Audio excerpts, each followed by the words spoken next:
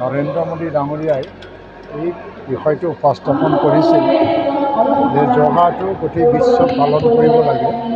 আৰু 14 চনতে ইউনাইটেড নেশ্যনে সিদ্ধান্ত লৈছিল আৰু বিশ্ব যোগ দিৱসটো 2015 চনৰ পৰা পালন কৰি আজিলৈকে পালন কৰি আছে। কোকৰাঝাৰৰ পৰাও আজি আয়ুষ মন্ত্ৰালয়, পতঞ্জলি, জিলা প্ৰশাসন চব মিলি আজি যোগ দিৱসৰ আয়োজন কৰিছে। ইয়াত আহি পেলাই ভাল লাগিছে, কাৰণ যোগাটো আমাৰ প্ৰাচীন কলা আৰু ৰোগমুক্ত ভাৰতৰ অৰ্থটো মেডিকেল ছায়েন্সৰ ওপৰতে নিৰ্ভৰশীল হোৱাটো নুবুজায়। আমি কমকৈ মেডিচিন যেতিয়া খাব লগা হয় আৰু নিজৰ যিটো যোগ শাৰীৰিক যিটো চৰ্চা, শৰীৰ চৰ্চা, ইয়াৰ দ্বাৰা দি ৰোগমুক্ত হ'ব পাৰে। তাৰ কাৰণে প্ৰতিজন মানুহৰ জীৱনশৈলীত এটা পৰিৱৰ্তন আনিবৰ কাৰণে চেষ্টা চলোৱা হৈছে। আমি খুব আধুনিকতাত পদাৰ্পণ কৰিছোঁ। আমাৰ কামবিলাক চব অফিচমুখী হৈ গৈছে, ব্যৱসায়মুখী হৈ গৈছে, কিন্তু শাৰীৰিক যিটো পৰিশ্ৰম সেইটো নাইকিয়া হৈ গৈছে। মানুহে আজিকালি খেতি খুব কমকৈ কৰে, মেকানাইজ ছিষ্টেম অহাৰ পিছত। তো ফিজিকেল লেবাৰ কম হৈ যোৱাৰ কাৰণে বহুত ধৰণৰ বেমাৰ আজাৰ দেখা দিছে। এই বেমাৰ আজাৰৰ পৰা মুক্ত হ'ব লাগিলে যোগাটো এটা বেষ্ট পদ্ধতি। এইটো গোটেই বিশ্বই আজি মানি লৈছে।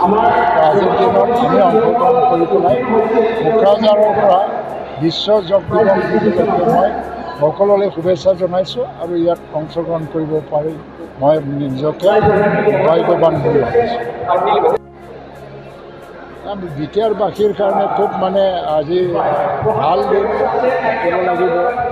যোৱাকালি খলাগুৰি বিষ্ণুৰাভা দিৱস আছিল আৰু যোৱাকালি এইটো ঘোষণা হৈ গ'ল যে 15টা সমষ্টি হ'ব বিটিয়াৰ অঞ্চলত, আৰু আগত সম্পূৰ্ণভাৱে 12টা আছিল, এতিয়া 15টা। আৰু এতিয়া লোকসভা সমষ্টি হিচাপে কোকৰাঝাৰটো ৰিজাৰ্ভ হৈ থাকিল। আমাৰ নিৰ্বাচন আয়োগৰ ঘোষণা মতে বহু ধৰণৰ চৰ্চা হৈছিলে। কোকৰাঝাৰ ৰিজাৰ্ভ সমষ্টি ST নাথাকিব, বিভিন্ন বিৰোধী দলবিলাকে সমালোচনাও কৰিছিলে, UPPLক ৰক্ষা কৰিব পৰা নাই। কিন্তু এইটো নিৰ্বাচন আয়োগৰ প্ৰক্ৰিয়া, এইটো আমাৰ ৰাজনৈতিক দলবিলাকৰ কৰিব লগা একো নাই। কিন্তু আমি বুজাবলৈ চেষ্টা কৰিছোঁ বিভিন্ন ৰাজনৈতিক দলবিলাককো, অসমৰ আৰু ভাৰতৰ আৰু নিৰ্বাচন আয়োগক আমি বুজাইছোঁ যে কোকৰাঝাৰটো আৰম্ভণিৰ পৰাই ৰিজাৰ্ভ হিচাপে আছে আৰু ইয়াৰ পৰাই জনজাতি মুভমেণ্ট, আন্দোলন, জনজাতি অধিকাৰ আৰম্ভ হৈ গৈছিল। সেইটো ৰিজাৰ্ভ কৰি ৰাখিব লাগে বুলি আমি বুজাবলৈ চেষ্টা কৰিছিলোঁ আৰু সেইমতে নিৰ্বাচন আয়োগে কোকৰাঝাৰ ৰিজাৰ্ভ কৰি ৰাখিলে। আমাৰ বিধানসভা সমষ্টিৰ ক্ষেত্ৰত অৱশ্যে ৰিজাৰ্ভ সমষ্টি নাবাঢ়িল। ইয়াত কিছুমান টেকনিকেল কথা আহি গৈছে। নিৰ্বাচন আয়োগে আমাক জনাইছে বিভিন্ন মাধ্যমত আৰু